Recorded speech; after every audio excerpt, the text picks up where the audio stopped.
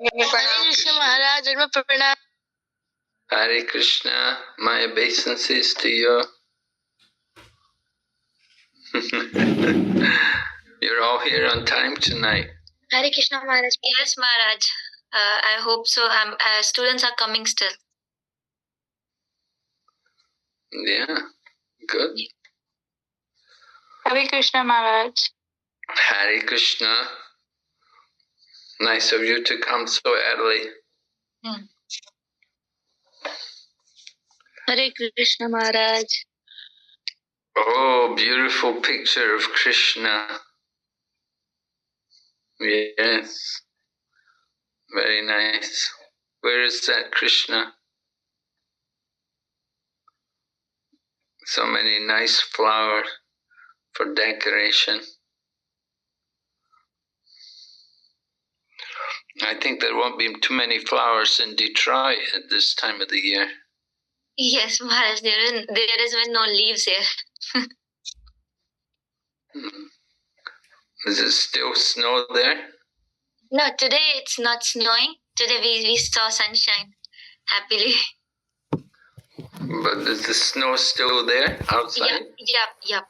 Still there. No, it's not snowing, but yeah, yesterday it was snowing, so that's why the whole snow is on the streets and the roads and everything.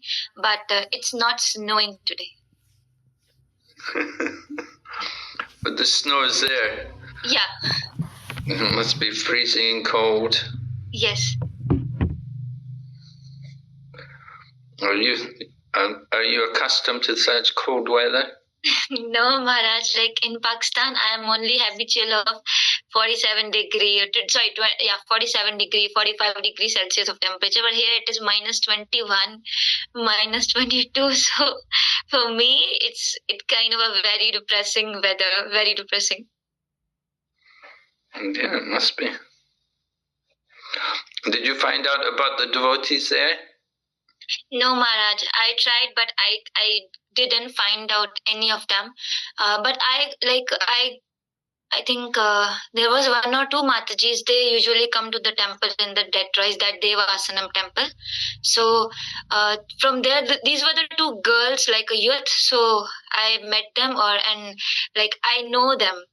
So I just talked them for a while, but for like those devotees which you were mentioning, I couldn't find them. But I'm still trying, Maharaj. I'm sure the devotee's name is Deva Madhava. Deva Madhava. He's a disciple of Jayapataka Swami Maharaj, like yourself. And he's very active in preaching. He's a very well-known devotee. Maharaj, can you please mention me the name again so that I can write it down? Deva Madhava. Okay, Deva Madhava. Das. Perfect. He's a white American, Western body. Thank you, Maharaj. Wonderful devotee, very active in preaching. Oh, who was it? Somebody had I met someone, they were, I can't remember now. But they're well known in yes, I got him on the Google, Maharaj. Really? Now it's just, is it like, I don't know how can I, is it like he's the one? Yeah, that's fine. like Okay. That's amazing, Maharaj. I'll try to meet him, and I'll try to join him for the preaching. I don't know by this month or not, but definitely when I'll come again in Detroit, then I'll come again at the end of this year. So most probably I'll try to do the preaching with him, but right now I'll try my best to meet him at least. Okay. All right, so we'll begin here. Can we? Yes, begin? Maharaj. Yes, Maharaj. Om Jnanatimirandasya Gyananjana Shalakaya Chaksurun Militan Yena Tasmai Shri Gurave Namaha Vanchakalpatarubhyascha Kripa Sindhu Bhayevacha Patitanam Pavanebhyo Vaishnavibhyo Namo Namaha. Jai Shri Krishna Chaitanya Prabhu Nityananda Shri Advaita Gadadhar Shri Vasadi Gaur Bhaktavinda. Hare Krishna, Krishna Krishna, Hare Hare, Hare Rama, Rama Rama, Hare Hare.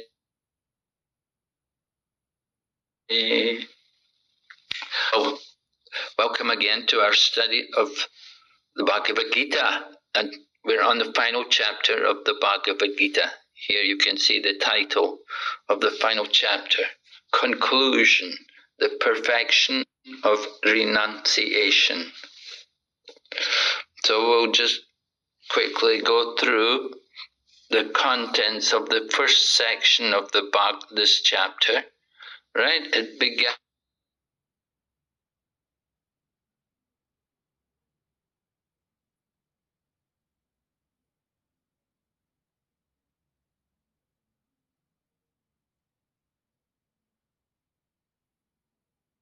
understand, are they the same thing or are they different? And Arjuna addresses Lord Krishna as, O killer of the Kasi demon. Killer of the Kasi demon. Krishna had killed the Kasi demon in Vrindavan, right? There's a Kasi Ghat is there in Vrindavan, where Krishna killed the Kasi demon. Kasi was in the form of a horse. He was a demon sent by one of Kamsa's friends.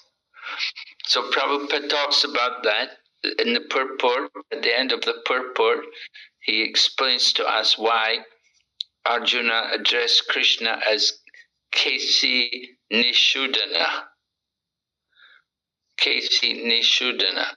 Kasi was a most formidable demon who was killed by the Lord. Now Arjuna is expecting Krishna to kill the demon of doubt. All right, Arjuna has some doubt. They discussed earlier in the 3rd chapter and the 5th chapter about Tyaga, or renunciation, and sannyas. Also, Arjuna wants Krishna to explain it again and finalize everything, take away all his doubts, kill the doubts.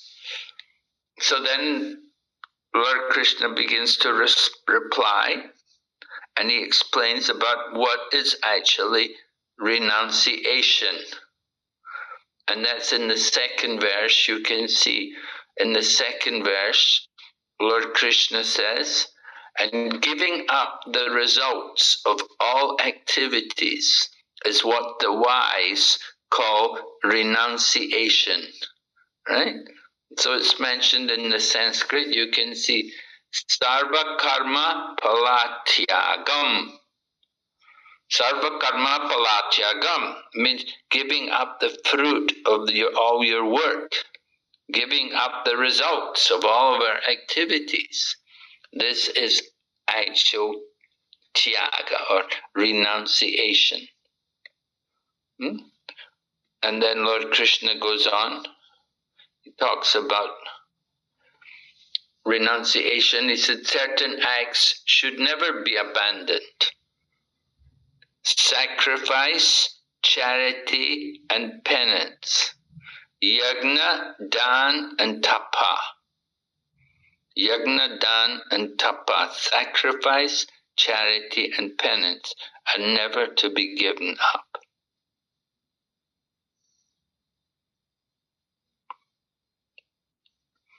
And then Lord Krishna explains, going ahead here, text number 4, Lord Krishna explains that renunciation is of 3 kinds, right?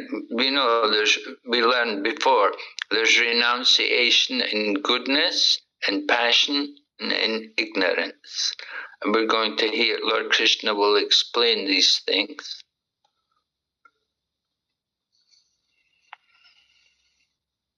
There you can see it. Acts of sacrifice, charity, and penance are not to be given up. Yajna, dan, and tapa. Sacrifice, charity, and penance purify even the great souls. So they should never be given up. And in the purport, Prabhupada talks about how a sannyasi, like Prabhupada was a sannyasi, he's a sannyasi who's in the renounced order of life. He's given up his family relationships. So is he allowed, can he encourage the marriage ceremony? So Prabhupada, of course, Prabhupada did that. Any sacrifice which is meant for human welfare should never be given up. Vivaha yajna, the marriage ceremony, is meant to regulate the human mind so that it may become peaceful for spiritual advancement. And so sannyasis, they cannot associate with women, but still to help young people, they can perform things like a marriage sacrifice. And Prabhupada did that. And we talked about charity. Giving charity must be given to a suitable person. It should be used for a good purpose. It should be helpful for spiritual life. You cannot just give charity to anyone. Person has to be qualified to receive it.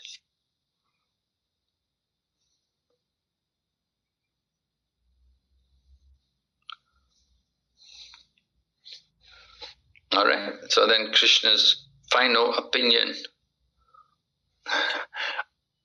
All of these activities should be performed. All activity, yajna, dan, tapa, all of these different things, they should be done without attachment or any expectation of result. They should be performed as a matter of duty. We have to know what is proper duty. Prabhupada writes here at the end of the purport, a devotee of the Lord should accept any kind of work, sacrifice, or charity which will help him in the discharge of devotional service to the Lord.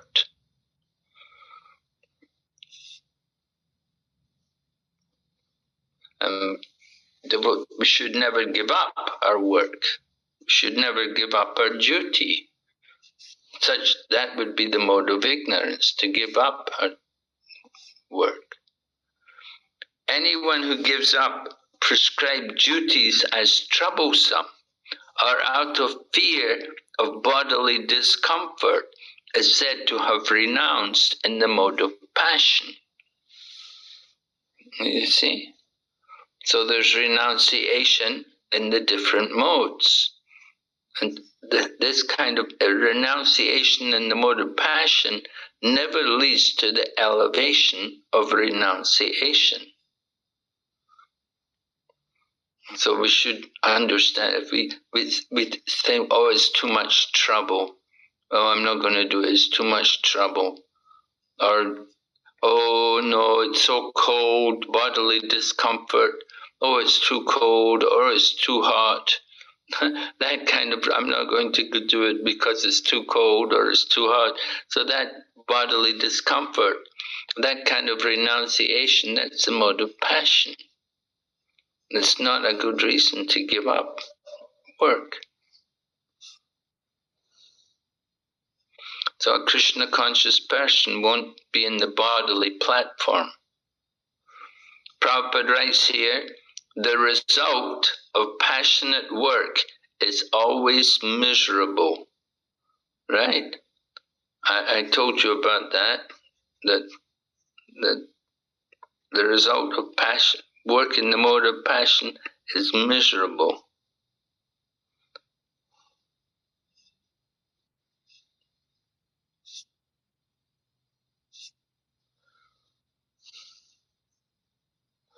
Now here, what is renunciation in the mode of goodness is being described. This, we want to come to the mode of goodness, so our renunciation should have the right mood. So we should perform a duty only because it ought to be done, and give up all material association and all attachment to the fruit. Then that is renunciation in the mode of goodness. So Prabhupada says here, the prescribed duties should be performed with this kind of mentality. We're doing it because it ought to be done. And give up all material association and don't be attached to the fruit. And here you can see in the purport, very interesting purport. Prabhupada writes here, describing a man working in Krishna consciousness. Right? Many devotees, they work in Krishna consciousness. They have a job working in the factory or maybe in an office. So a man working in Krishna consciousness in a factory does not associate himself with the work of the factory, nor with the workers of the factory. He simply works for Krishna. And when he gives up the result for Krishna, he is acting transcendentally. Right? So he works for Krishna. That's important. We're not working for our own satisfaction, but we work for the pleasure of Krishna. That is real transcendental.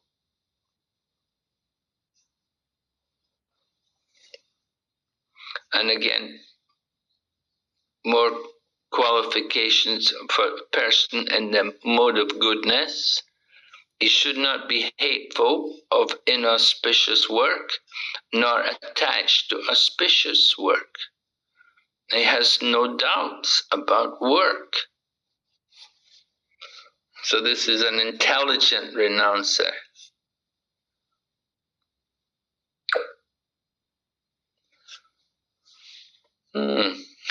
So Prabhupada describes it. It's nice to read Prabhupada's purport here.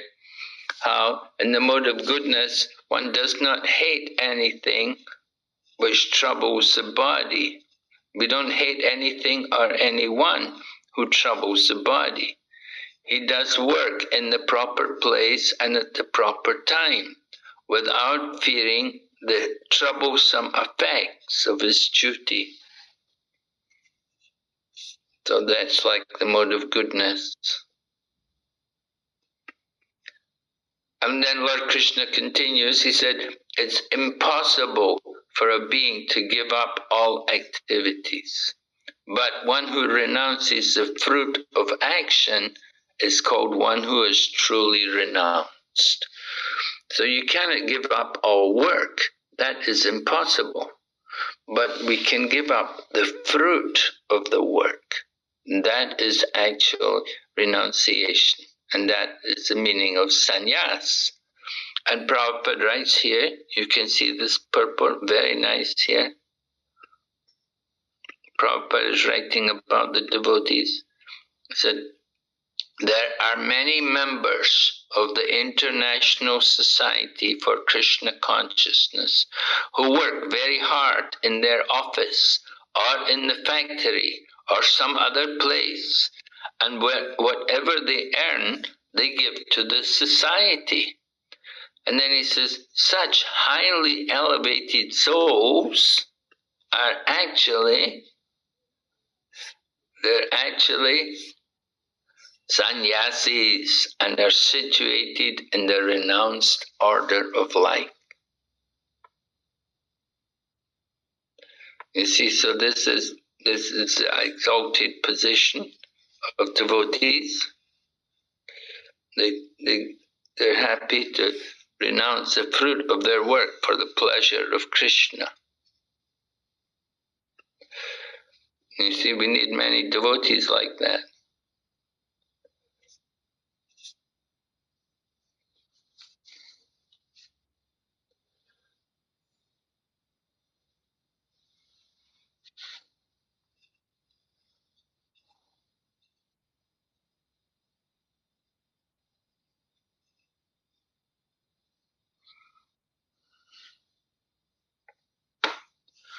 So then Krishna explains about people who are not renounced, then they get reactions.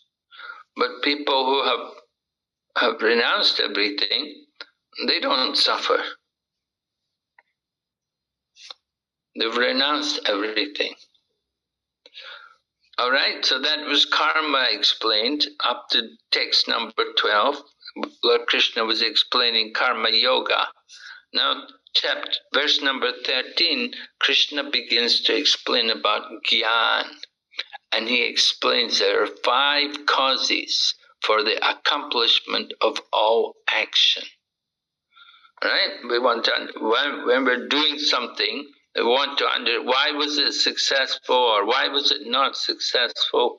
Well, there are 5 causes there, right? And the ultimate cause of everything, the ultimate cause, the ultimate control is invested in the super soul here. But there are 5 causes. And the 5 causes are mentioned here.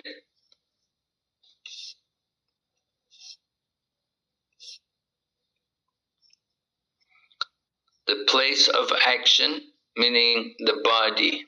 The performer, the person who did it.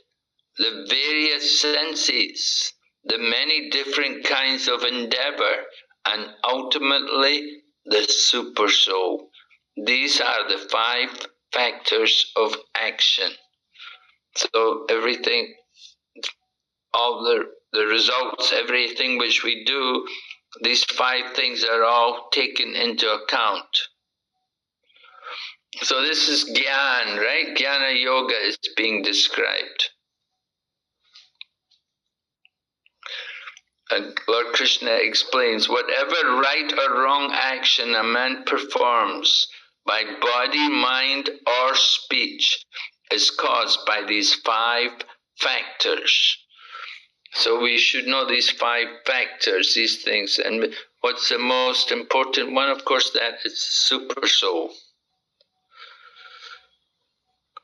And Lord Krishna said, if we think we are the doer, then we're not very intelligent and we cannot see things as they are.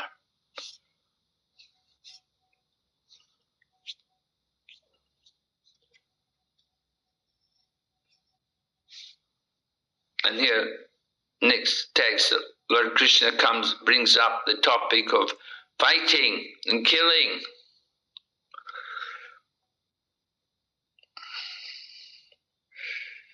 Lord Krishna said, if we're not motivated by false ego, even though you kill men, you don't really kill, and you're not bound by your actions.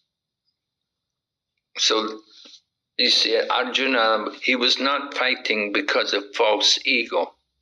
He was very careful. He didn't want to be influenced by ego. And that's why he's taking instruction from Lord Krishna before the battle. He wants to be free of any ego before he goes into battle.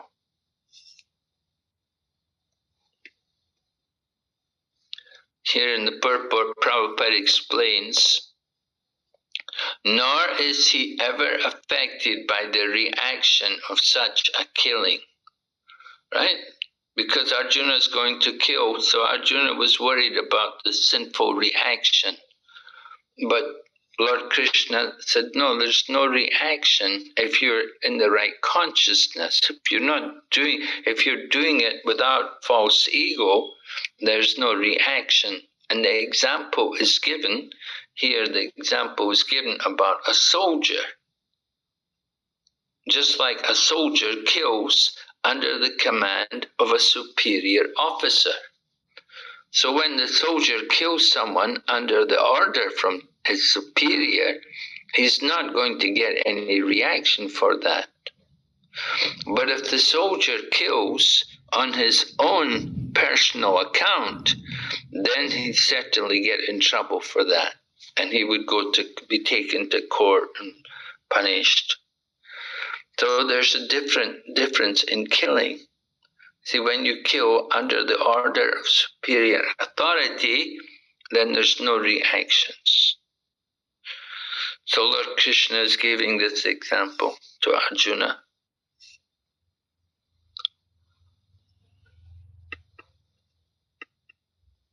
And then more aspects of knowledge, 3 kinds of impetus for daily work, and the instruments of work, all mentioned.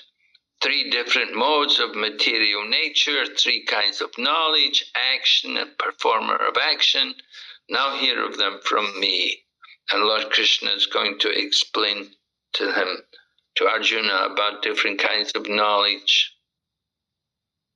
Knowledge in the mode of goodness, right? Then knowledge in the mode of passion. In the mode of passion, you see people differently. In the mode of goodness, you see living entities. You see them undivided. You see their spiritual nature. You see them all like your brother and sister. They're in different bodies. You don't see the body, you see their spiritual nature.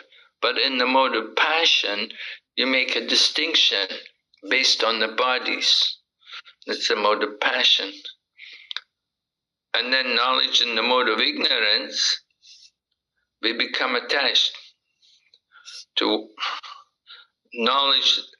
In the mode of ignorance is where we become attached to one kind of work without knowledge of the truth.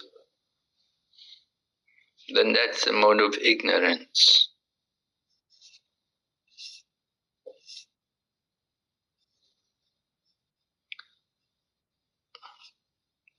And then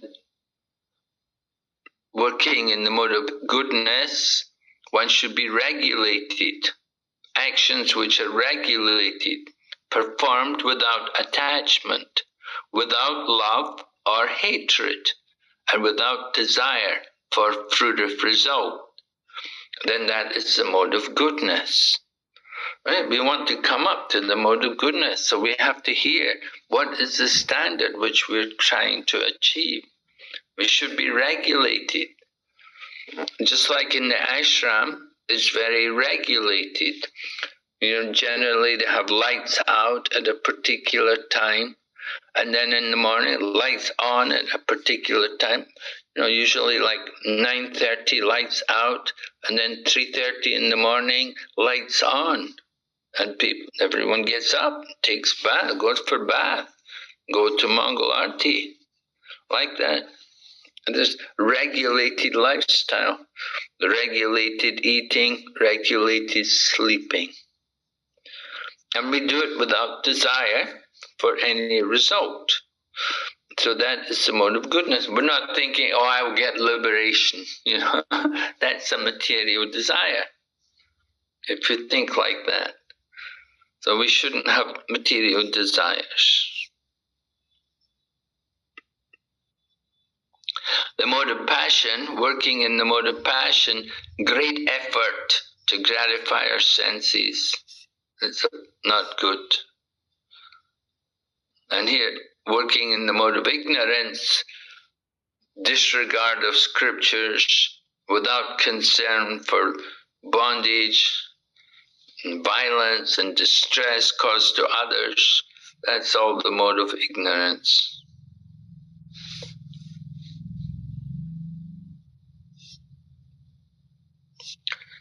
Then the worker in the mode of goodness, he does his duty without association, without false ego, but with great determination and enthusiasm.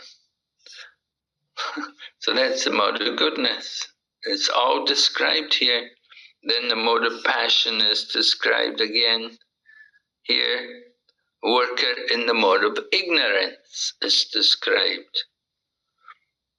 The worker in the mode of ignorance he is always engaged in work against the injunction of the scriptures. He is materialistic, obstinate, cheating, and expert in insulting others. And he is lazy, always morose, and procrastinating. then he is said to be a worker in the mode of ignorance. Right?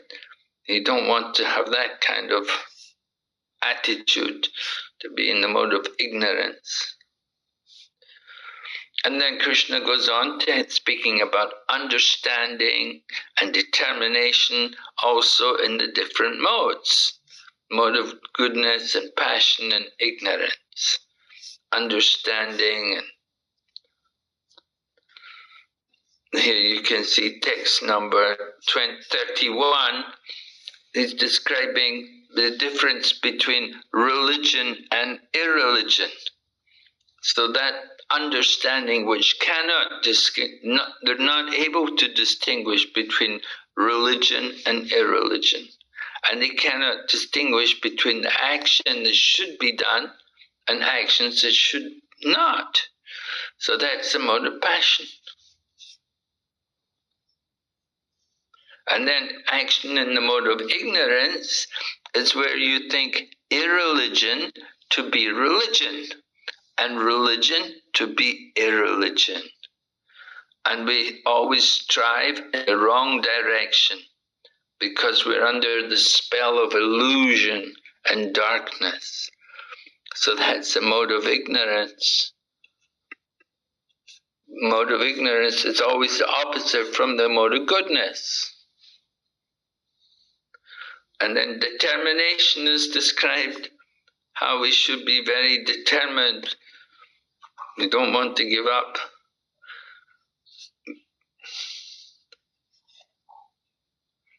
Or at least we should control our mind and senses. And we should be steady in yoga practice.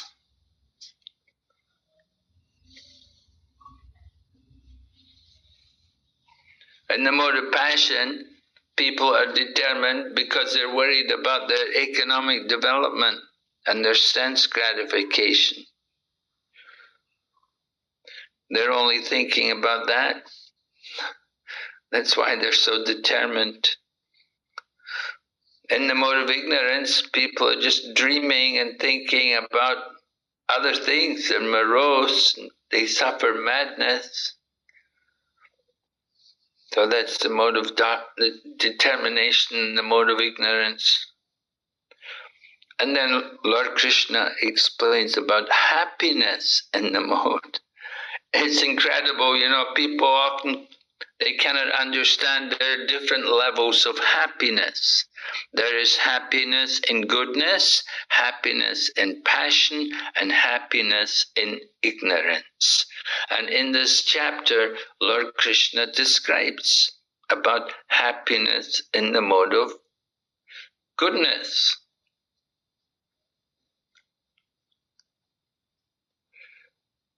Right? So happiness in the mode of goodness, text 37. In the beginning may be just like poison, but at the end it's just like nectar and awakens one to self-realization. So that is happiness in the mode of goodness. In the beginning it's like poison.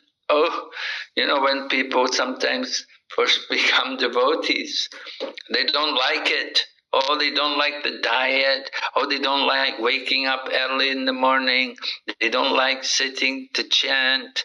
They can't do these things in the beginning. But if they continue to practice, they can change.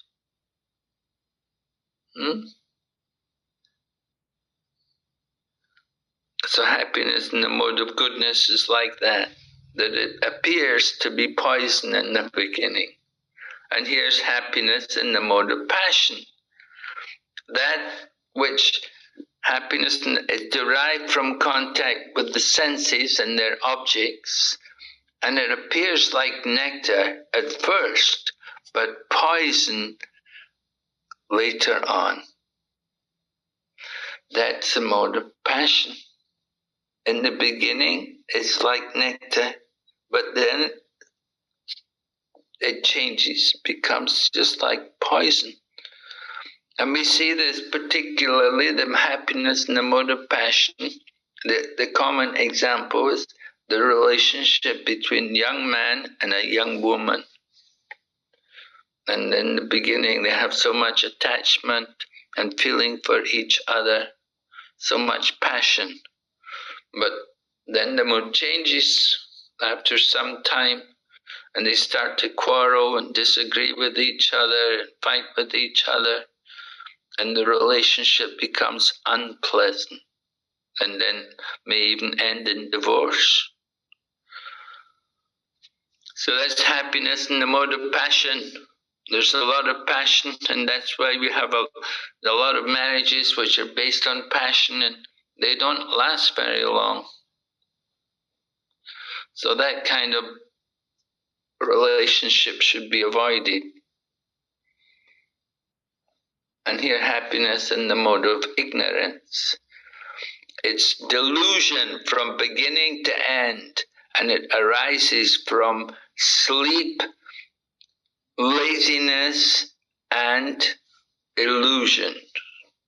So sleep, laziness, and illusion, they're the results of happiness in the mode of ignorance.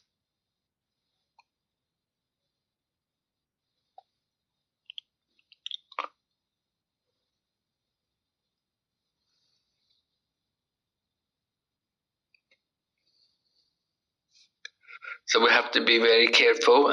Definitely we'd like to have happiness. It's the nature of every soul. We want happiness, but we often try to find happiness in the wrong ways. We look in the wrong places, or we have the wrong ideas about it. So we have to be very cautious and very careful. And Krishna goes on and said, there's no being anywhere, even the demigods and the higher planets, they're also subject to the three modes of material nature.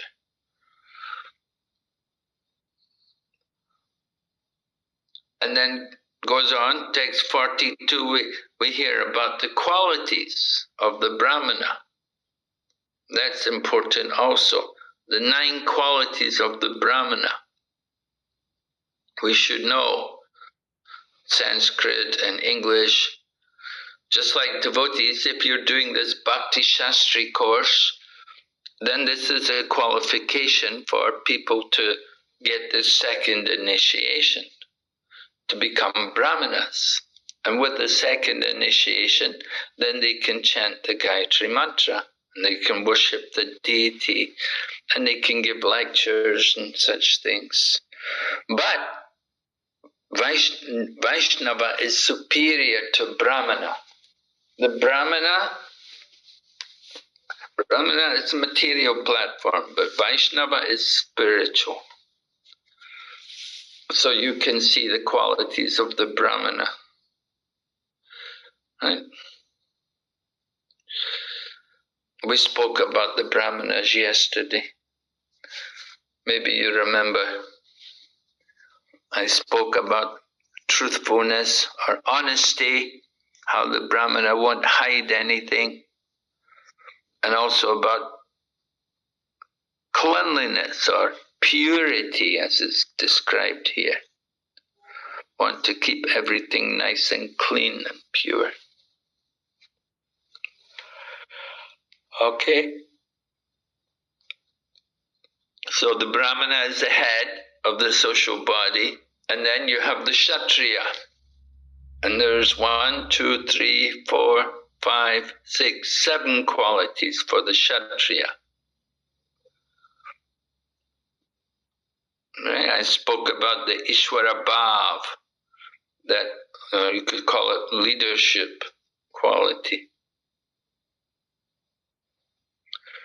Yeah, Ishvara Bhav, leadership. It's an important quality for the Kshatriya.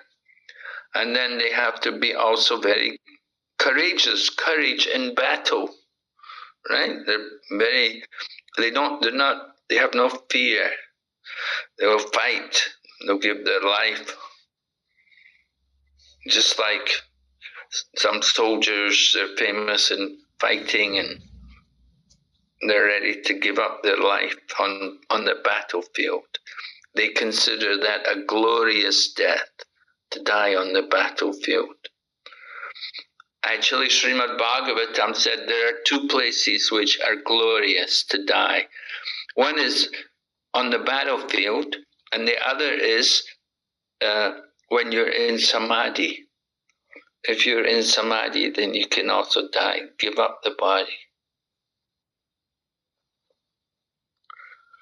So the different qualities of the Kshatriya are then mentioned. And then the Vaishya, right? Krishi Goraksha Vaninam Vaishya Karma Swabhavajam. And the Sudra, his job is to do service for others. And Krishna then says, everyone can become perfect by doing these things. You can become perfect by doing your duty.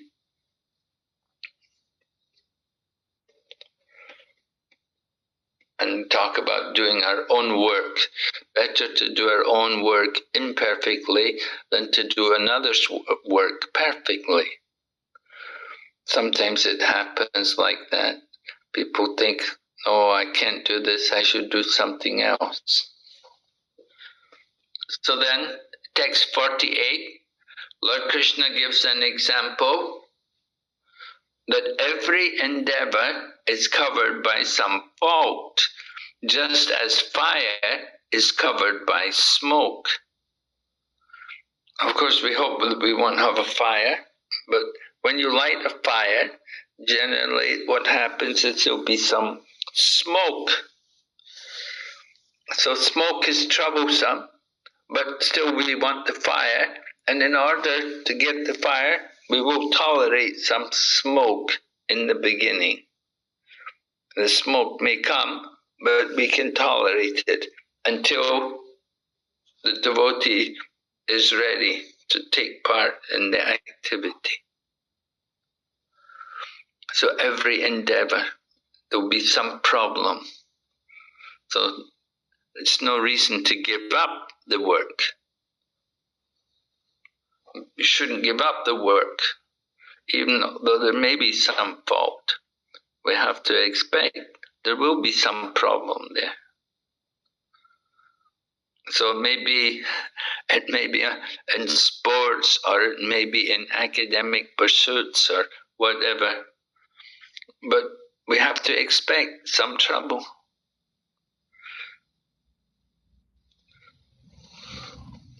And Prabhupada talks about it.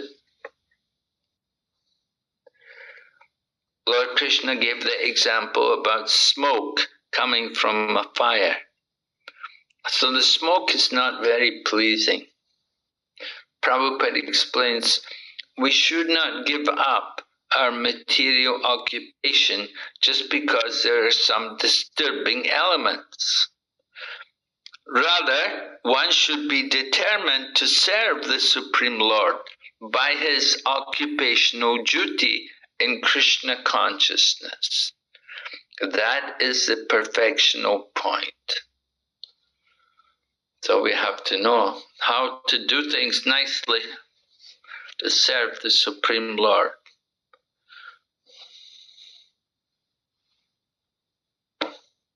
We want to satisfy the Lord.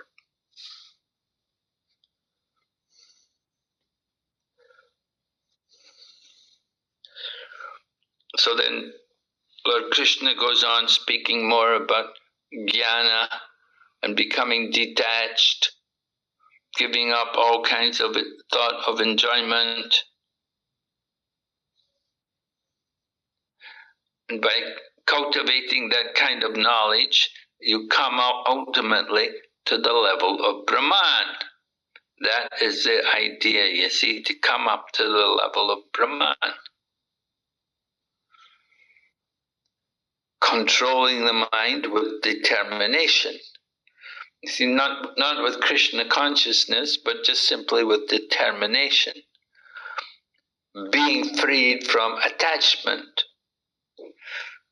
And and hatred also, and live in a secluded place. These different things are all mentioned, many different points about how we can practice or how we can prepare ourselves for self-realization. That's what we ultimately want. We want to become self-realized. So we want to come to that level of Brahman. And you can see text 54, which is a verse which is often quoted.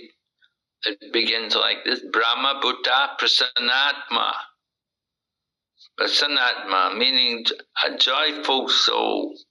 Brahma Buddha, one who sees, who can see everyone, one who sees me or sees the devotees. If you see everyone, see them as a spirit soul, then that's good. If you see everyone as a spirit soul, then you're seeing their spiritual nature. You're not looking at their body. So that's the mode of goodness, to see the spiritual nature of someone. So this text 54, this is like the end of the description of people who have been practicing jnana, to come up to the higher levels of spiritual knowledge. So it mentions Brahma Bhuta Prasanna Atma. One who knows the Brahman, then he will be a joyful soul. He will be happy in the joyful soul. We cannot expect people who are just simply Brahma Buddha to know Krishna. Often people on the platform of Brahman, they're Mayavadi, they're impersonalists, and they just want Krishna. They just want to get free of the material energy. So Brahma Buddha. Impersonalists, that's their goal, to come to the Brahma Buddha stage. We're not interested so much in Brahma Buddha. Brahma Buddha simply means, I know I'm Brahman, I'm not the body. So that's nice, and you could say that's the beginning of self-realization. You understand you're not the body, you're a soul. The devotee was giving class this morning in Mayapur. Maybe you heard it. Did any of you listen to the class this morning from Mayapur? Did you hear the Bhagavatam class? Maharaj, No? Yes, Yeah? I have heard many times, but not today. Not today.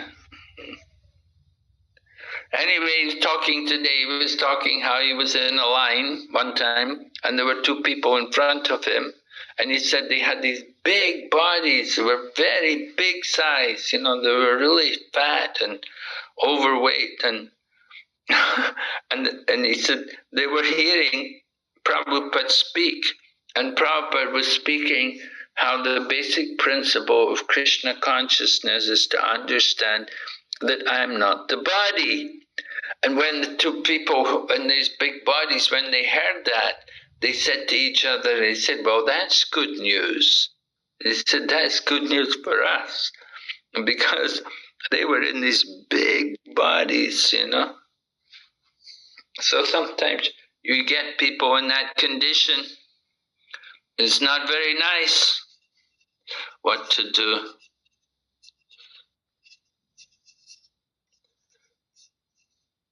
Okay, so how are we doing? We're up to 54, right? So 54, from here, then it begins talking about bhakti. We're going to hear about bhakti. We had the revision of karma yoga and jnana yoga, and then when we heard about performing our duty, prescribed duty, and now we're going to hear about bhakti. Bhakti yoga, right? You can see 55 begins with bhaktya, bhaktya mamma bijanati, right? Only by devotion, only only by devotional service can I be understood as I am. And when one is in full consciousness of me with such devotion, he can enter into the kingdom of God. So this is very exciting, very devotional, very powerful statement by Lord Krishna, that we can enter into the spiritual world by such devotion. Right? I hope you all want to go to the spiritual world, right? Right? Anybody doesn't want to go? Anybody doesn't want to go to the spiritual world? Everyone, right? You all want to go. Vishate, he enters. Yes? You don't want to go, huh? No, Maharaj, I was saying that everyone wants to go. Oh, okay. Okay, so here's how we can go, right? We have to understand Lord Krishna as he is. When we're in full consciousness of Krishna, we can enter into the kingdom of God. So this is a very important verse for us. Krishna is saying that only by devotional service can we understand Krishna. So this is important. And you can see it's mentioned bhaktiya, by pure devotional service.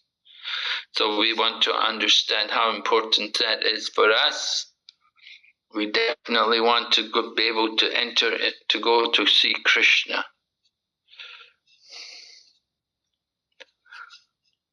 Only one who is actually Krishna conscious and can understand Krishna. University degrees are not helpful.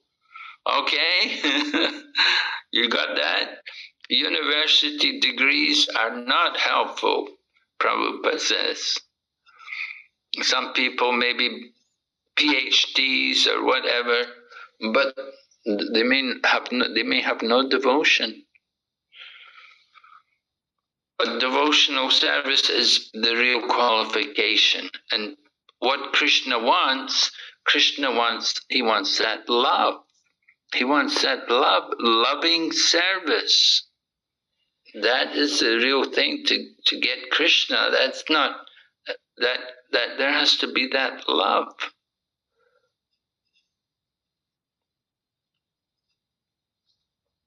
So we have to get free of all kinds of material concepts. In the material world, there's so many concepts about relationships and what's good and what's bad. We have to give up all this and we have to come to the platform of real devotion, where we simply want to serve Krishna. Here's a nice example Prabhupada gives in the purport here. He's talking about a green bird enters into a green tree. Right? A green bird enters into green tree not to become one with the tree. People are thinking, oh, become one, merged. But the green bird, and you can see in Vrindavan, if you go to Vrindavan, you'll see there's many green birds there, parrots. They're green colors, usually. And they fly into the trees, and then they'll come out when they're ready. When they think nobody's there, these parrots will come out of the windows, and they will want to eat the fruit. The green birds go into the trees. They will eat the mangoes. They will eat all the fruits. You may have a cherry tree or a mango tree, whatever, but if the birds come, they will eat the fruits. And you've got these green birds. They fly into the green tree. You cannot tell, oh, what happened? Where did the bird go? It's like a bird has become one with the tree. You cannot see because they're the same color as each other. So the green bird flies into the green tree. But Prabhupada said, yes, the bird flies into the tree, but he flew into the tree to get the fruits. He didn't fly into the tree to give up his individuality or to lose his identity. He flew into the tree so that he could eat the fruit. He wants to enjoy the fruit. And then Prabhupada talks about the impersonalists. They give the example about a river flowing into the sea and merging. So this may be good for the impersonalists, but the devotees, the personalists, they keep their personal individuality like a fish or an aquatic in the ocean. So within the ocean there are many different aquatics, many different creatures all in there. So they keep their identity, they don't lose it. So we have to have complete knowledge of all the living entities in the ocean. In the same way we should have complete knowledge about Krishna and his different energies. Understand Krishna's transcendental qualities and his opulences. So this is not. So we come to the Brahmabhuta stage, and you want to go on from there. Brahmabhuta is actually not very difficult for devotees. Because we just chanting Hare Krishna, and very early, very easily we can come up to the Brahmabhuta stage. That I am not the body, but then we have to know what are we supposed to do? What are the activities of Brahman? What are we supposed to do? Now that I know I'm not the body, I'm a soul, what am I supposed to do? And often you see, you get impersonalists, they want to give up, they want to stop everything and do nothing, and that's wrong. Rather, what we have to do, we have to take up acts of devotion. We have to come to the transcendental platform and engage in transcendental activities, which begin with Shravanam Kirtan Vishnu. We have to hear and chant about Lord Vishnu. This is the real purpose of coming to the platform of Brahman. That now that you know that you're Brahman, now that you should act like Brahman. That the fact that we're spiritual beings does not mean that we should be inactive. Rather, we should be active as a spiritual being, and spiritual beings are all part and parcel of the Supreme Lord.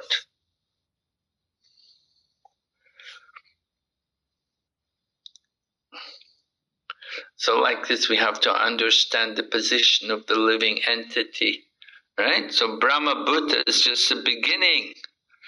Prabhupada says, after liberation, this service is never stopped. Actual liberation is getting free from misconceptions of life, right? We don't want to stop activities, but we want to begin transcendental activities, devotional service. All right, so the chapter goes on, text 56, Lord Krishna is explaining more about the nature of bhakti. Though engaged in all kinds of activities, my pure devotees under my protection reaches the eternal and imperishable abode by my grace. So Lord Krishna is describing how he helps the living entities to come to his abode. The devotees, though, are mentioned that they're pure devotees, and they're always engaged in all kinds of activities. It means they want to work for the pleasure of the Lord. They're not trying to deny the Lord activity. They're not stopping work. They want to serve the Lord. And Prabhupada in the purport talks about it. He said 24 hours a day 100% engaged in activities. And these activities are done under the direction of the Supreme Lord. So this is Krishna consciousness. And in that way he is guaranteed that he will get to go back to Godhead. He will reach the eternal and imperishable abode by Lord Krishna's grace. Right? We're under Lord Krishna's protection. And then 57, Lord Krishna continues. He said, in all activities, just depend upon me and work always under my protection. So you see, devotee, it's not devotee stops work, but depend upon Krishna and work always under my protection. So we have to work, but we have to work under the protection, under the guidance of other people. In such devotional service, be fully conscious of me. So we have to be Krishna conscious. And Prabhupada describes about a Krishna conscious person. He said he would do his duty faithfully. He acts only on the order of the master. He says, a servant has no individual independence. Yeah, we are the servants. Lord Krishna is the master, and we are all his servants. So our relationship with Krishna is like the relationship between the master and the servant. The servant, his job is to just do whatever the master tells and to bring whatever the master wants. And he will do whatever the master tells him to do. The servant doesn't worry about profit or loss. Servant doesn't mean he has to, we have to get more money, we have to do something else. There's too much work here for me. The servant will point out, the master will say what he wants, and the servant will he will do whatever the master tells him. Arjuna was acting under the personal direction of Krishna. But then Prabhupada raises a question. What about when Krishna is not present? Then how should we act? So Prabhupada says, according to the direction of Krishna in this book, as well as under the guidance of the representative of Krishna, then the result will be the same. Right? So Prabhupada's instruction, there's Prabhupada's Vani and Prabhupada's Vapu. The instruction is the Vani and Prabhupada's physical form is the Vapu. So in the absence of the Vapu, the Vani is there, the instructions are there, and we should follow them. That is Krishna consciousness.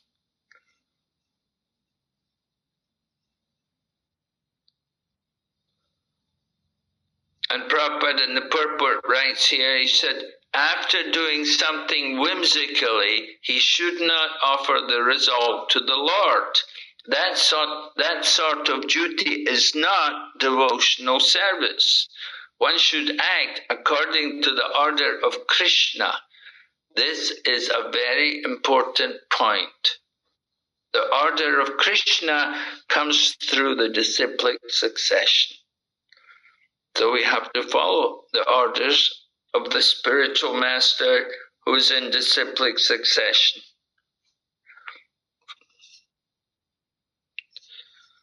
All right, text 58. Krishna gives more instruction. Become conscious of me. You will pass over the obstacles of conditioned life. So, if we're conscious of Krishna, we'll pass over the obstacle. What happens if we're not conscious of Krishna?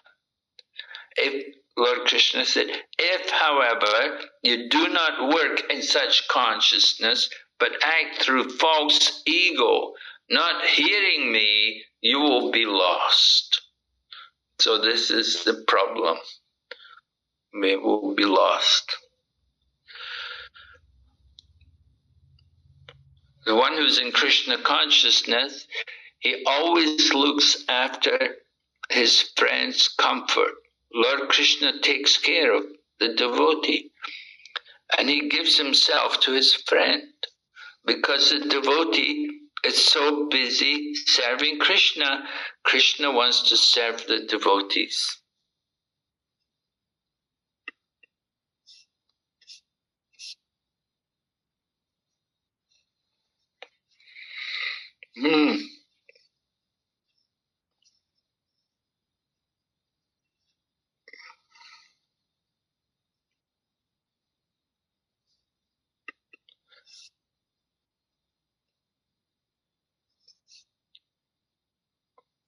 And then text 59.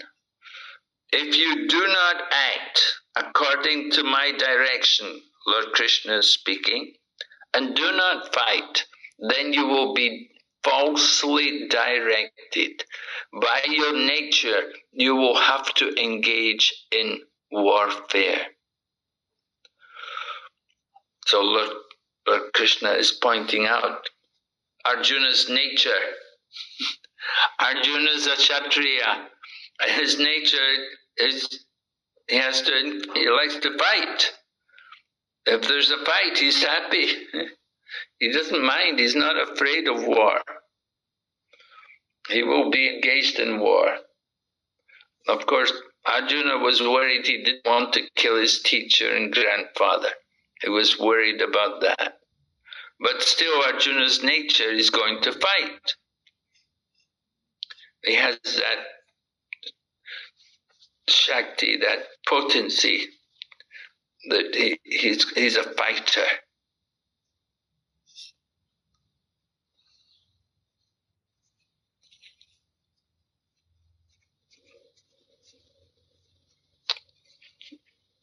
So Lord Krishna is telling Arjuna that, you're saying you don't want to fight, but I know you're going to fight sooner or later.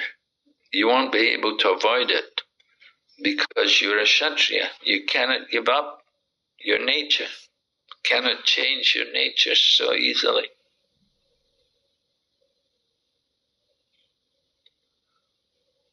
Okay. That's Arjuna's swabhava. His swabhav, his own nature, is to be a Kshatriya. So Lord Krishna is telling him, he said, under illusion, text number 60, under illusion you're declining to act according to my direction, but compelled by the work born of your own nature, you will act all the same. So this is the law of nature. We cannot stop work. Everyone is influenced in different ways, and we're going to act according to our nature. But if we can do something under the direction of Krishna, that is the best thing.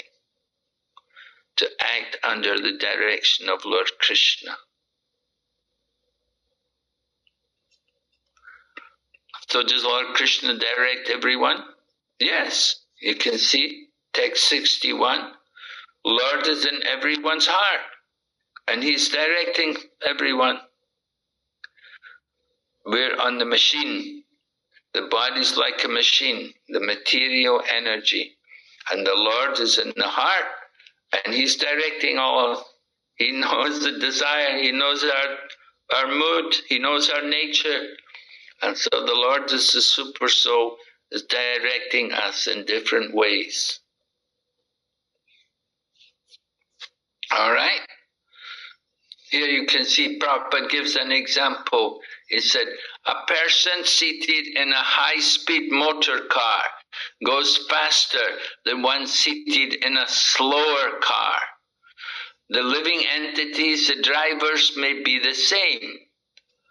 Similarly, by the order of the Supreme Soul, material nature fashions a particular type of body to a particular type of living entity, so that he may work according to his past desires. So we get the body according to our qualification.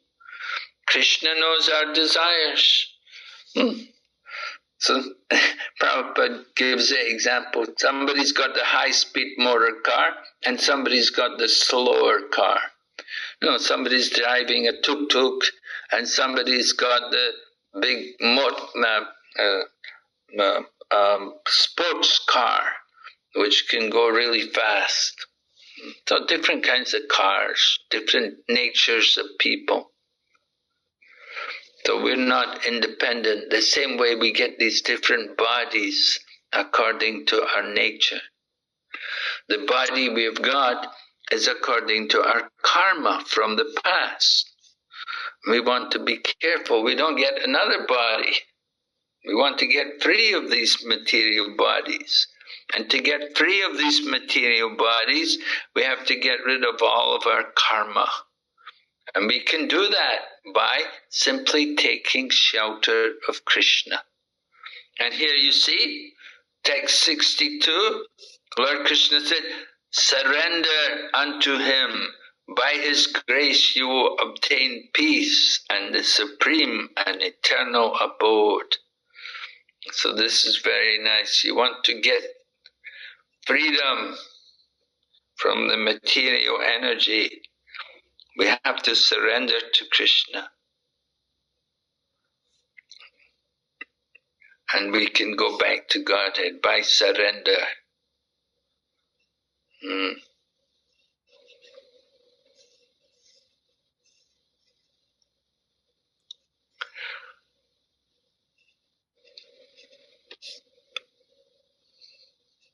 So Prabhupada quotes many different verses from Bhagavad Gita, but Arjuna accepts Krishna as the Supreme.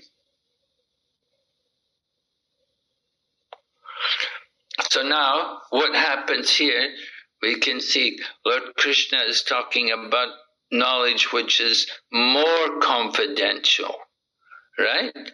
We had confidential knowledge, and now here's more confidential knowledge. And in a few verses you'll get knowledge which is most confidential.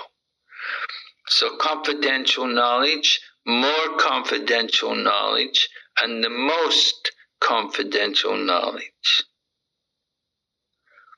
Like that, we want to understand what is this knowledge. It's not all the same, you see. Confidential knowledge, for example, that could be knowledge of the Brahman. And more confidential knowledge would be knowledge of Paramatma. And the most confidential knowledge will be knowledge of Bhagavan. So there are three different levels of knowledge. There's Brahman, Paramatma, and Bhagavan. Right? Can you follow this? Guyam Taram, still more confidential. We had confidential knowledge, just simply knowing you're not the body, you're a spirit soul, you're Brahman. That's the first level of knowledge. Then you can go on to more confidential knowledge, understanding there's the Lord as Paramatma as well. There's not just one soul, but there's the Lord who's all-pervading in the hearts of all living entities, the Paramatma. And then there is Bhagavan, that the Lord is also existing in his own abode. He has his own planet there, and his devotees are there, and he's very happy there with his cows, taking care of the cows, and coming for the programs, coming to hear, coming to take part in the chanting every night. So like that, there's different knowledges, different levels of knowledge. Brahmabhuta, that's the beginning of transcendental knowledge, knowing you're not the body. But you have to go on from that, and then you can come to knowledge of Paramatma, and then from Paramatma you can go on to knowledge of Bhagavan. Right? Brahmeti Paramatmeti Bhagavan iti sabhyate. Vadanti tat tadvam bijam tadvam yajnanam advayam. Brahmeti Paramatmeti Bhagavan iti sabhyate. In Srimad Bhagavatam, Sutta Goswami is describing the great sages who know the absolute truth. They call this non-dual substance as Brahman, Paramatma, and Bhagavan. So there are three different levels of realization of the supreme absolute truth. Some people realize the absolute truth as the Brahman. Some people go on and realize the absolute truth as Paramatma. And others, they realize the Lord as Satchid Ananda, that He is the eternal soul. Right? Paramatma, Brahman, Paramatma, and Bhagavan. Right? So this is the three levels of knowledge. Brahmabhuta, joyful soul, never laments, does not desire anything. Why? Is that proper? This is due to confidential knowledge. Right? What is that confidential knowledge? He said Krishna also discloses knowledge of the super soul. That is also Brahman knowledge. Knowledge of Brahman, but it is superior. Right? You've got first of all knowledge of Brahman, and then you've got knowledge of Paramatma, or the super soul. That's superior. And if you go on, you get knowledge of Krishna, the Supreme Lord.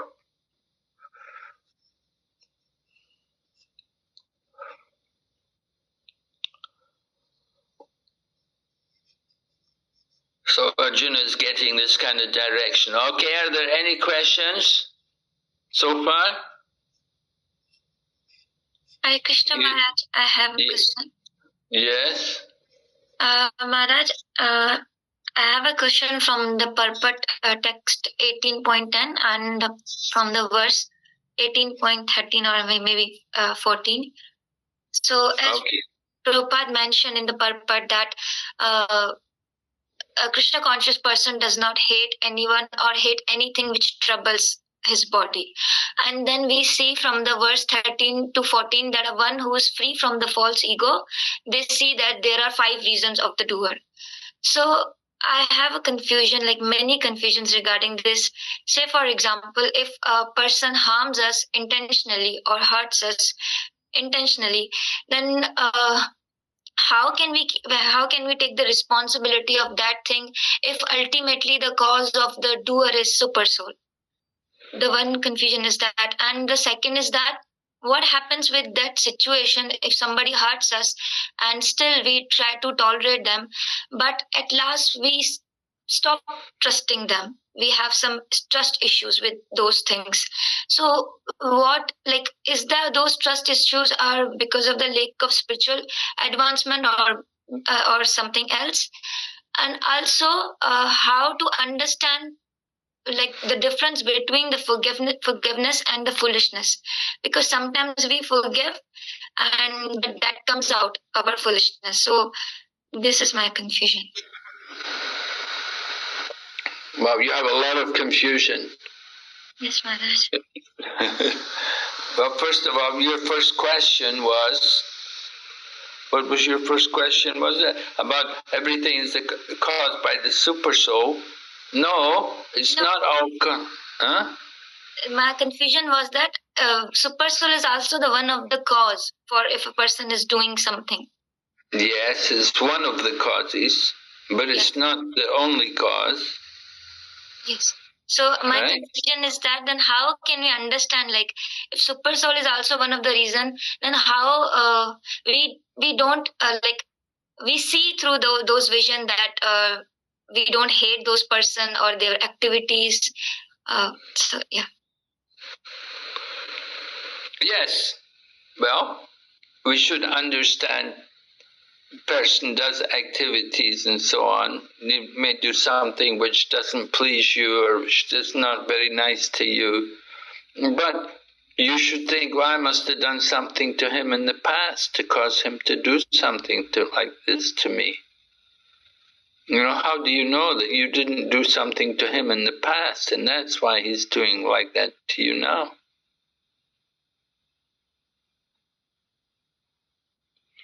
Right? That's one way to understand it. The other thing you could think that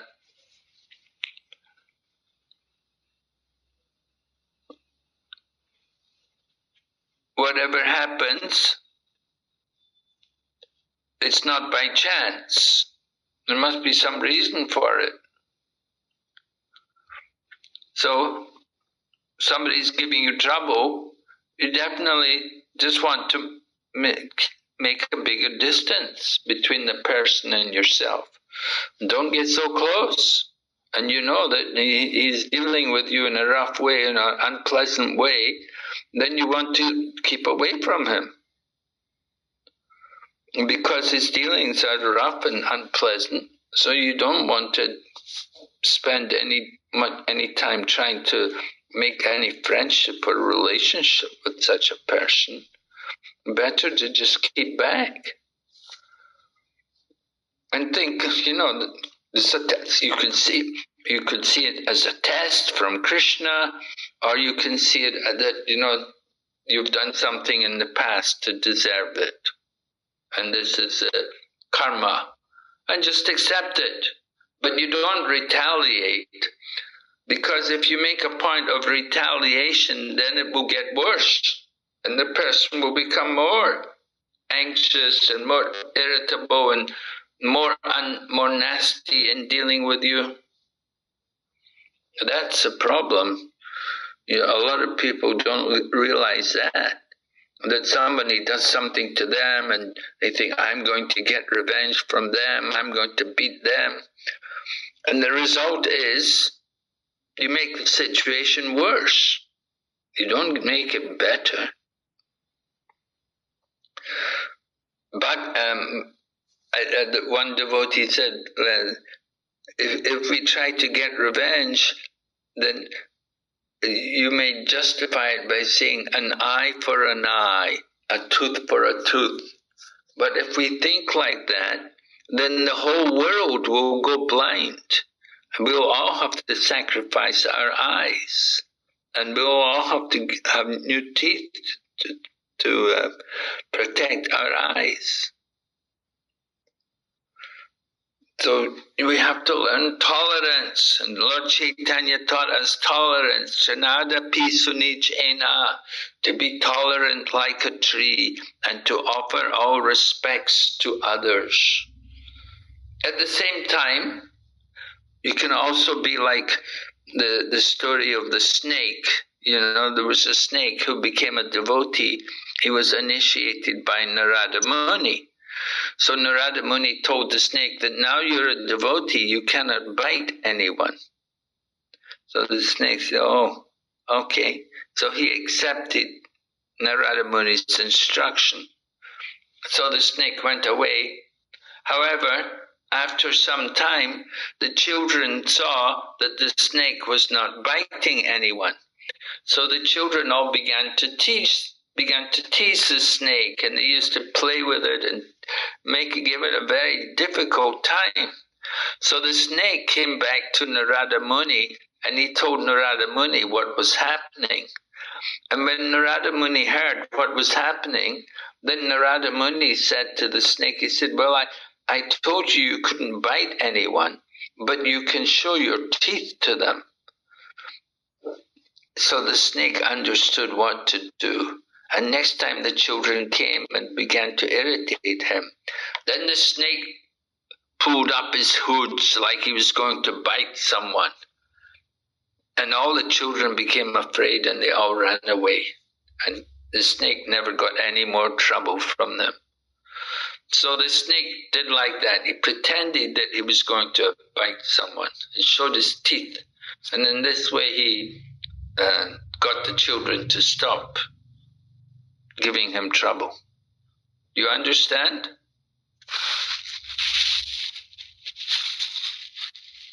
Yes. Did you get it? Do you understand the story? You know, either you can tolerate, or if you cannot tolerate, then you can, pretend you're going to do something drastic or something, but don't do it, just pretend.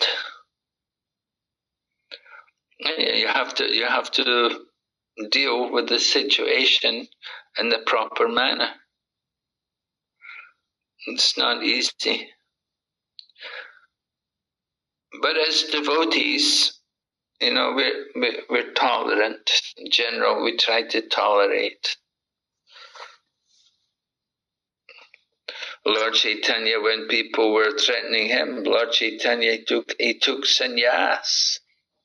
And in that way, then they all had to offer respect to him. Lord Chaitanya begged, when he was chanting the holy names, somebody told him, no, you shouldn't be chanting this, you should chant the names of Krishna, you shouldn't chant the names of the gopis. And so Lord Chaitanya became angry that this student was being very foolish and trying to instruct him. And Lord Chaitanya chased him with a stick. So then all the students got angry and they all wanted to beat Lord Chaitanya. So Lord Chaitanya thought, I've come to deliver them. If they're going to beat me, then they'll all go to hell. It will be very bad. So Lord Chaitanya thought, in order to help them to respect me, I should become a sannyasi. So he took sannyas. And Lord Chaitanya was a very strict sannyasi. Of course, that's only one reason. There were many other reasons why he took sannyas. But, you have to think. People are giving you trouble. You can tolerate. If you can tolerate, very good. Sometimes if you tolerate long enough, then they get fed up and they don't disturb you anymore. And they just leave you alone. Right? You understand? Yes, Maharaj. Mm-hmm. So, thank you.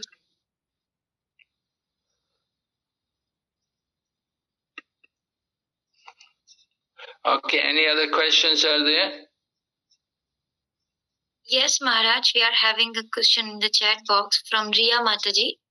She is saying, Hare Krishna Maharaj, I have a question that what is false ego and how to be free from false ego?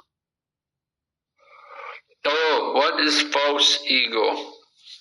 So false ego is to think, I am the proprietor, or I am the doer. We're thinking this belongs to me, or I did this. We're thinking ourselves to be the proprietor or the doer of activities. Yes. And so how to get rid of false ego? We have to establish pure ego. You see, the false ego is contaminated ego. So you want to have you cannot just simply take away ego and become egoless, but we can have pure ego. And the pure ego is to understand that I am a spirit soul and I am the servant of Lord Krishna. Nitya Jiverswarupahaya Nitya Krishna Das. In the Bengali, they say like that. The position of all living entities is to be a servant of Lord Krishna. Lord Krishna is the master and we are all his servants. So pure ego is to serve Lord Krishna. Or you can also serve Lord Krishna's devotees. That is also pure ego. To be the servant. We are the servant of the servant, right? We say, be the servant of the servant of the servant. Many times the servant. That is how we get rid of the false ego. That's how we come to the platform of pure ego. Seeing ourselves as the servant, not the master, not the doer. We give the credit to Krishna. I told the story before about the one man who was cooking for the devotees. He was an elderly man, and he would come and he would cook prasadam, and then he would serve the prasadam to the devotees. And devotees, they said, your prasadam is so good, your cooking is so nice. Right? Do people tell you that? Are you girls nice cooks? Are you cooking nicely? Yeah, if you cook nicely. Anyway, this one man, he was an elderly man, and he was a brahmachari, he'd never married, and he was cooking at the temple, and he was serving to the devotees.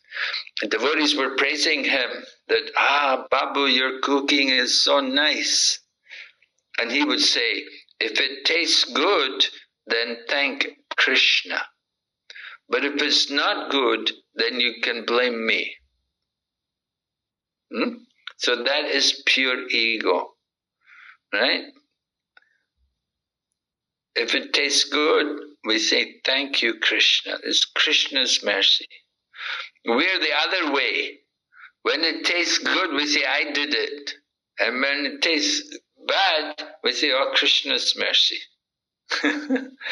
Oh, I forgot to put the salt, or I put too much salt. Oh, Krishna's mercy. No. We should, the real ego, the pure ego, is to give the credit to Krishna and take the blame for ourselves if it's not done nicely. So, like that, it's the pure ego. Just like desires. Desires, we cannot be without desire, but we can purify desires. We want to have pure desires, not sinful, not desires for our own sense gratification, for our own greed or our own lust, but we want to desire for the service of Krishna, desire in relation to devotional service. So that is good. It's the same way ego. Our ego also should be in proportion to our spiritual dimension. Right? Our material dimension, how big are you? Maybe you're 5'8" or something.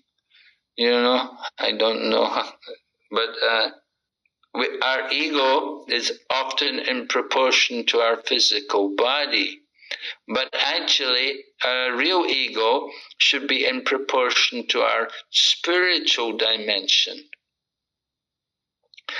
Our spiritual dimension is, we are all spirit souls.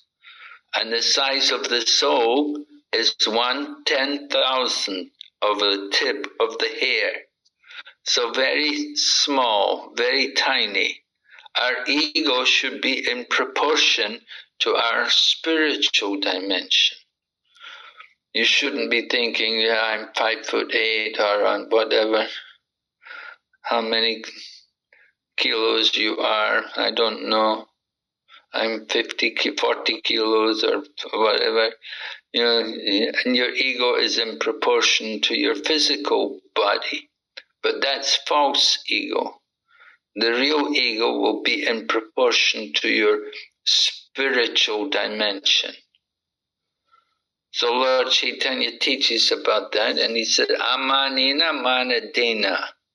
Offer all respect to others and don't be anxious to take respect yourself. Be always meek and humble and ready to offer worship to others.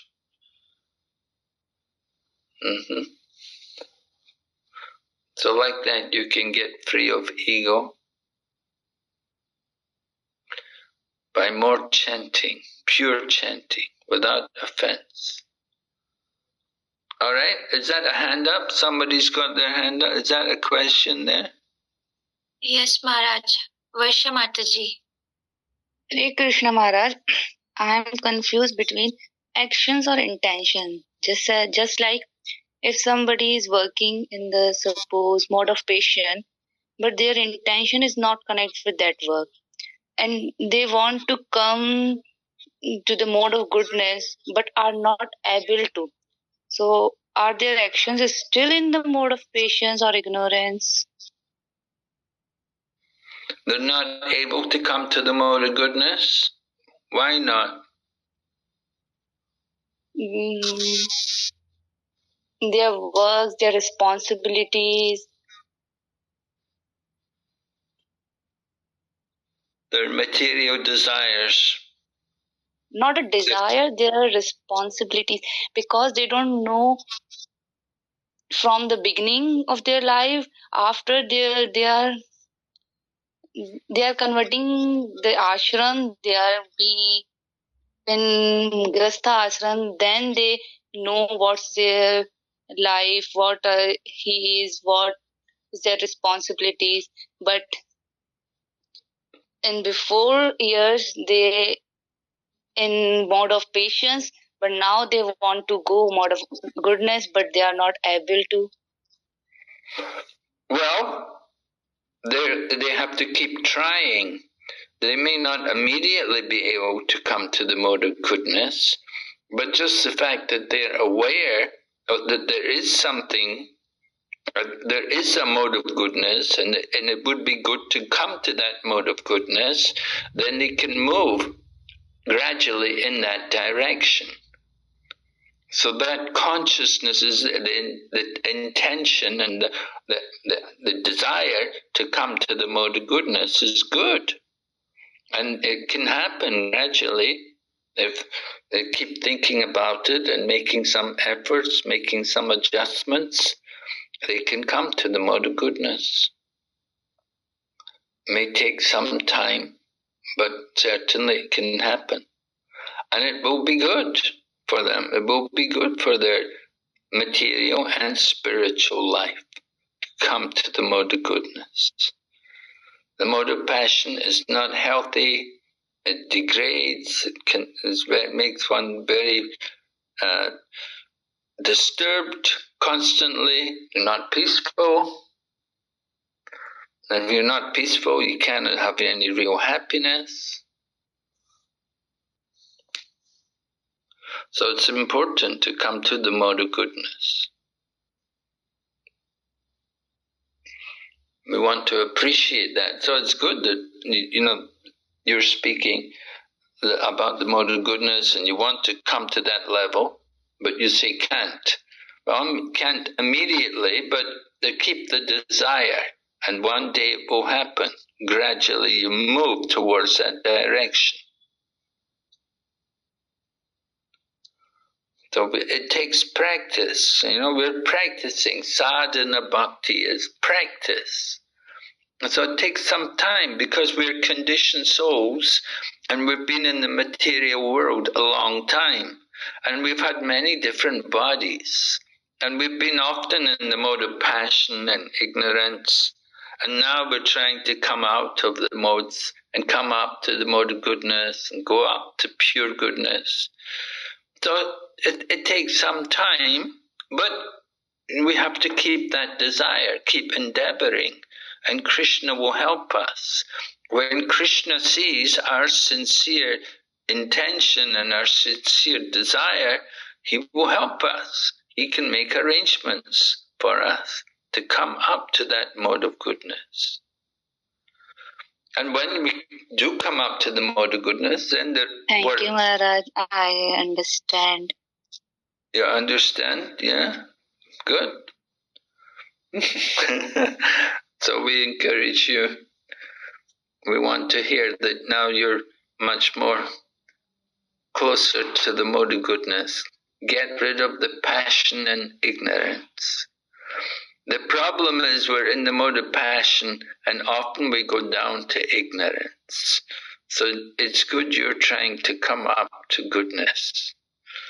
Certainly, if you go down to the mode of ignorance, then it's really trouble, really bad.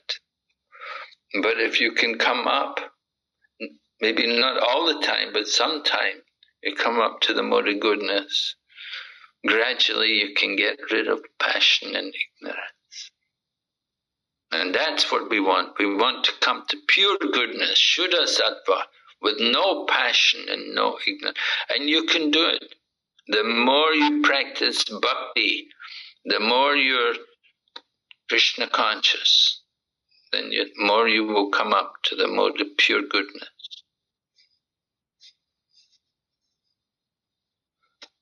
And chanting is very important. Yes, any other questions?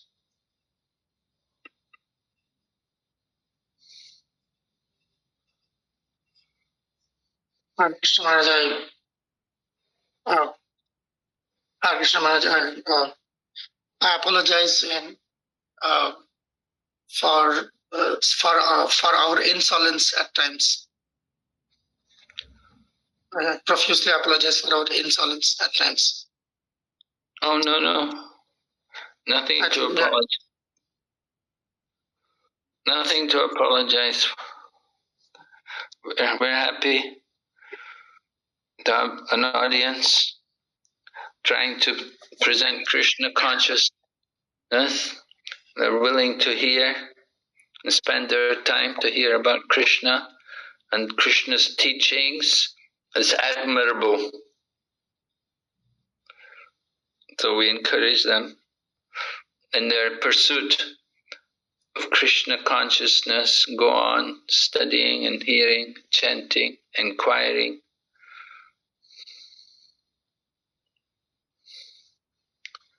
Thank you, Maharaj. Thank you for your appreciation. You know, I was reading your Bhakti, your manual about the Gayatri mantra. Yeah? I was yes, reading. Maharaj. Yeah. How did you find that? Yeah, I got a copy of it. Yeah, and I've been looking through it now. You were saying about Gora mantra, that the Gora mantra is not that it's from the past, that it from the time of Mahaprabhu and from before that also. The Gora mantra, is it? Yes, Maharaj. Like I did some research on that. Actually, it was quite not funny. Actually, at that time, it was like giving me sleepless nights because it mentioned or it referred to a book which I couldn't find. Actually, that such a book doesn't exist. Only later on did it, like by Krishna's mercy, dawned upon me that the name of the book was incorrect. The book existed, but the name that was quoted there in the origin, in some source, was like incorrect. Then I found that book. It was in a manuscript form on archives, and there I found the mantra, Klim Gauraya Namah. So the mantra is not a manufactured mantra. The mantra is indeed part of it, one of the tantras, Urdhva Amnaya Tantra. That's the book. So I remember that. Wonderful. Yeah, it's not a manufactured mantra. That was in fact, I mean, I don't know whether this platform, but there's one book. Still we can see it around in Mayapur selling around. The book is called Advaita Prakash. It's supposed to be the pastimes of Advaita Acharya, but that is one of the books mentioned in the list of books which have got Apasiddhartha according to Bhakti-Siddhanta Saraswati Thakur in the Chaitanya Chaitamrita purport. And that is unfortunately has been translated by one of our ISKCON senior devotees. And that book, one of the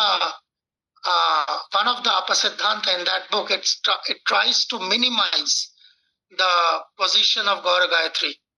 The argument is that when Chaitanya Mahaprabhu appeared due to the prayers of Advaitacharya, Advaitacharya was not chanting Klim Gauraya Namah or the Gaur Gayatri.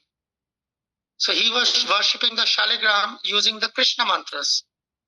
So if Chaitanya Mahaprabhu can descend by the strength of the Krishna mantra and worship of the Shaligram and with Ganges water and Tulsi, so what is the need for Gaur Gayatri? You see, it can be that dangerous. And our unsuspecting devotees, they think those things as nectar, they read it and then they distribute it. It's poison. So he wasn't chanting Gaura Gayatri, he wasn't chanting. Yeah, because at that time, like, the mantra didn't manifest, the deity didn't manifest. But Shivananda Sen was chanting. That's later on. Oh, that's later on, when Shivananda Sen's chanting. Later on. Yes, that's later on. Advaitacharya is like old enough to be his grandfather. So but I thought you said even before Mahaprabhu, the mantra was there. Even before. Yeah, it was there, was not, yeah, obviously it was there, but it was not used. But it was there in the Shastra. In the Shastra. That's why we find in the Shastra. Because that is yes, Maharaj. Sorry, Maharaj. I'm sorry, Maharaj. And how was Shivananda Sen using it then? Did he take it because of Lord Chaitanya Mahaprabhu? Somebody must have given that mantra. Maharaj, actually, how does this mantras, like after the time of Mahaprabhu, how did this mantras got introduced? That still is a mystery. Because we understand that although we are coming from Madhva Sampradaya, these mantras are not chanted in Madhva Sampradaya. So, as I understand, the only logical conclusion would be Mahaprabhu gave them, just as the worship of Gaurnitai or worship of Mahaprabhu's deity was introduced by Mahaprabhu himself. So, otherwise, you see, you have so many pastimes. Vishnu Priya getting a deity of Mahaprabhu, then Gauridas Pandit getting a deity of Gaurnitai. There are so many pastimes where we see that Gaurnitai deities have been given by Mahaprabhu himself. So there is the worship of the deity without the mantra is useless. So then the deity and the mantra has to come hand in hand. That's my understanding, Maharaj. That's my humble understanding. Okay. I mean, what is the question of worshipping a deity without a Mula mantra? So that's what I understand. I mean, that's how I think, that's one of the way I think we can always, this argument we can always use to, expose these Mayavadis who declare themselves as incarnation of God and then ask their devotees to worship them. You can always ask the very simple question, okay, show me the Gayatri of your Guru Maharaj who is claiming to be the avatar. Show me the Gayatri. Yeah, it's a very simple question. Just like you see in India, if somebody says Sai Baba is God, so we can always go back and ask them, show me the Gayatri mantra of Sai Baba in the Vedas. Then we will understand. Okay. Interesting. That's my answer. Thank you. Okay, ladies, any other questions? We didn't finish the 18th chapter yet. But we're... Krishna Maharaj. Yes? Please accept my humble obeisances. Maharaj, I want to ask about the Gayatri Mantra. Why everyone can't chant the Gayatri Mantra? I mean, when I was a child, so in our Pathshala, we used to chant Gayatri Mantra daily. It was our routine. So now I come to know that everyone cannot chant the Gayatri Mantra. So why? Well, You know, I got into trouble with this one time because I also thought not everyone can chant Gayatri Mantra, because that's generally the policy in ISKCON, that people should be initiated into chanting Gayatri. And I mentioned in a lecture one time about this, so one man said, this is not right. He said, actually anyone can chant Gayatri. But of course there's Brahma Gayatri. Brahma Gayatri is commonly chanted. You see, when we chant other mantras also. We have Guru Gayatri, we have Gora Gayatri, and we have Kama Gayatri. There are 7 mantras which we chant, but usually people chant Brahma Gayatri. And so one man told me, he said, you are wrong, because I was saying, no, you have to be qualified, you have to be initiated, receive it from a guru. And he said, no, Gayatri Mantra is there for everyone can chant. So he told me like that. I don't know what his authority was, I didn't ask him. But at least within ISKCON, we do have that standard that the Gayatri Mantra is given by the spiritual teacher to the devotees who are established in Krishna consciousness. If you're strictly following 4 regulative principles and chanting 16 rounds, then you should get Gayatri Mantra to chant. Are you initiated? No, Maharaj. Not yet? No? Not yet. So later on, once you get initiation, you see, usually we have 2 initiations. The first initiation is into chanting Hare Krishna, and the second initiation is the Gayatri Mantra. As I understood it, the Gayatri Mantra, you should be firmly situated in the mode of goodness. If you're engaged in things like meat eating and so on, then the Gayatri Mantra will not take effect. So you should be established somewhat in the mode of goodness, and then the mantra can have more effect. And you should receive the mantra from the Guru. Thank you so much, Maharaj. And it's also said, Sampradaya Vihina ye mantraste nishpala mata. If the mantra is not received through the disciplic succession, then it will not bear any fruit. So you may chant a mantra just like people can read Prabhupada's books and they can chant the Gayatri Mantra and different mantras but if they don't receive them through the teacher, through the authorized channel, it will not have any real fruit. So it should come through the line of disciplic succession, you see. Of course, reading Prabhupada's books is there in Prabhupada's books. So, but still, generally, it's the guru who will give the mantra to the disciple and tell you to chant. So initially, you have to chant Hare Krishna mantra. And Hare Krishna mantra, you don't even need to be initiated. Everyone can chant that mantra. And there's no initiation for chanting Hare Krishna. Are you chanting? Yes, Maharaj. Yeah? You're chanting 16 rounds? Maharaj, 12. 12. Not 12? 12 regularly, yes, Maharaj, but not 16 yet. Okay. So Srila Prabhupada asked us to chant 16 rounds. So if you can chant 16 rounds, then it will be... I'll try to chant. Yes, Maharaj. Yeah. Please be merciful on me and give me Ashirwad to chant Hare Krishna 16 rounds. Yes, right. We want you to chant 16 rounds, and then you'll be a worthy disciple.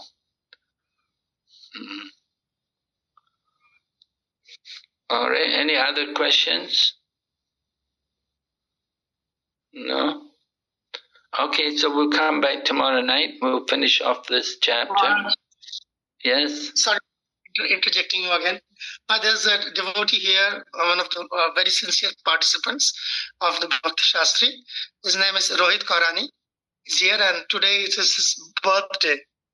Maharaj, if you kindly bless him, Maharaj. No. Where is he? Rohit Kaurani, yeah, he's here. It's his birthday today. Krishna Maharaj, Yes, Hare Krishna, Rohit Prabhu. Well, may Krishna bless you on your birthday. May you be blessed never to take birth again, right? May you never have to come back in this material body. That's the real blessing we want. Of course, as a spirit soul, you're eternal. You have no birth. And you know, the spirit soul never takes birth, never dies, but the material body. So we're celebrating the occasion of your body. So may Krishna bless you. May your body, your next body be a Satchidananda body. Right? Not a Hare Krishna. Srila Prabhupada. Okay, Srila Prabhupada ki jai. Go back to Vrinda ki jai. Maharaj ki jai. All the way to his Maharaj. Thank you, Maharaj. Hare Krishna. Hare Krishna. Hare Krishna Maharaj.